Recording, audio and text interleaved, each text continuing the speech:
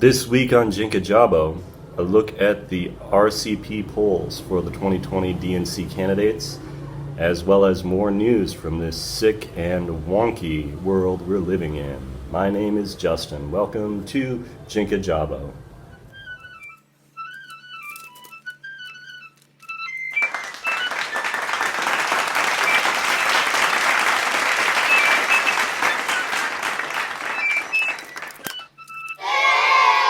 As of yesterday and consistently all week, creepy Uncle Joe Biden has been topping the DNC polls, which is odd because he did very poorly in both debate performances so far.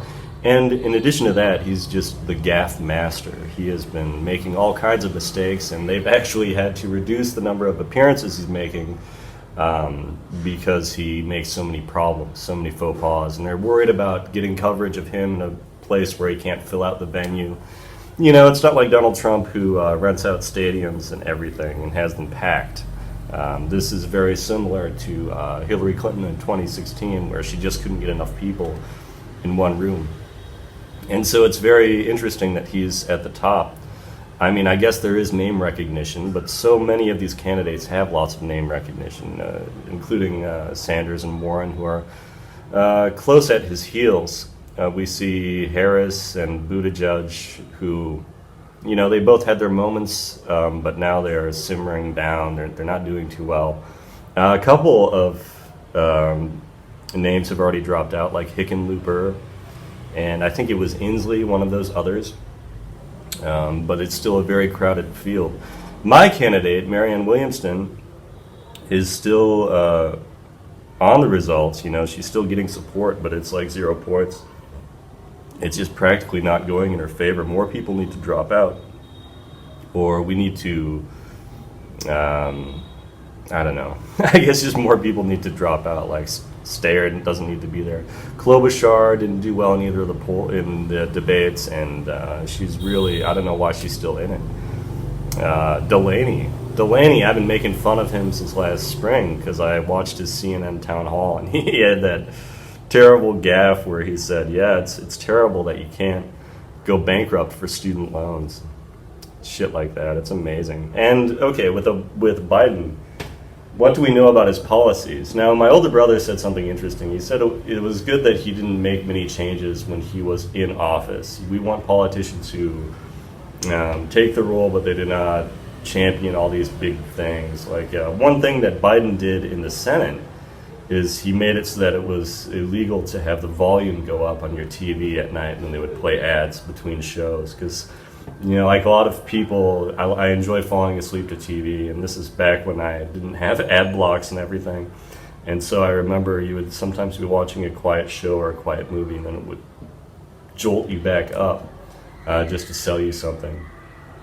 Really sneaky stuff. So that's what I support. But I thought Obamacare was terrible, and that was one of his classic gaffes where he looks at Obama and it's a hot mic and he says this is a big effing deal, you know, which it really wasn't a big effing deal. It was more of a big F up.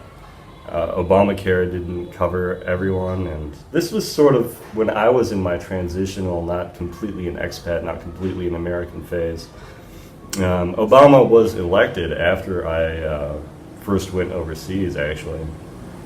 And so the last presidency that I lived through was W. And that was enough to hit me as a young millennial with 9/11 and everything, to see how the economy was just gutted and how we threw all this money at pointless wars and all that. Yeah, I chose a pretty good time to leave, but I guess it's been a long time now.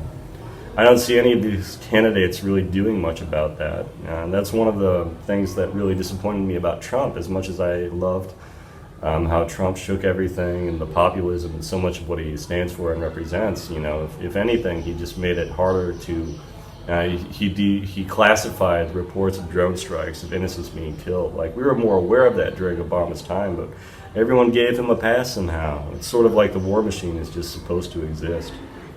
Not me, man. I checked out. Hakuna Matata a long time ago, totally. I wish Williamson were doing better. I don't know. Yang is up there with 1 point, but, you know, it's just so it's so busy. Why is Beto O'Rourke doing so well? Why is he doing better than Yang or Williamson? Beto, come on. He's had to relaunch his campaign how many times now?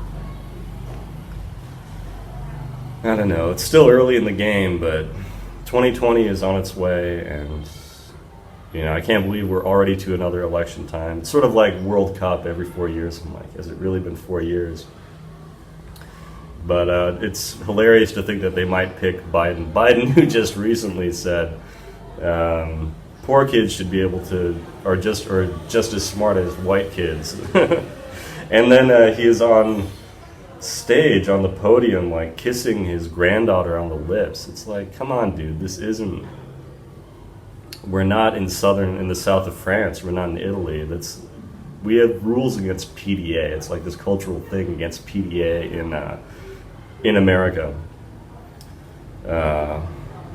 Breitbart said politics is downstream from culture, but maybe it's the other way around. Maybe politics or maybe culture is affecting everything in this campaign. That's partly why I threw in my support for Marianne Williamson, because I think she's more clued into culture. We need a culturally sensitive, understanding candidate, someone who knows the hearts of people, who actually understands our dreams and our hopes and our ambitions. And Biden is just not that fella. He's a placeholder, and he ran for president twice before and did very poorly each time. He got creamed, and then he was going to run in 2016, but it was shortly after the death of his adult son. And even Obama has said Biden shouldn't be running, and Obama has not given him his endorsement. And when he was the vice president under this man, that's like the simplest thing he could be asking for. And yet he still doesn't have it. You want it all, but you can't have it. It's in your face, but you can't grab it. Poor Joe.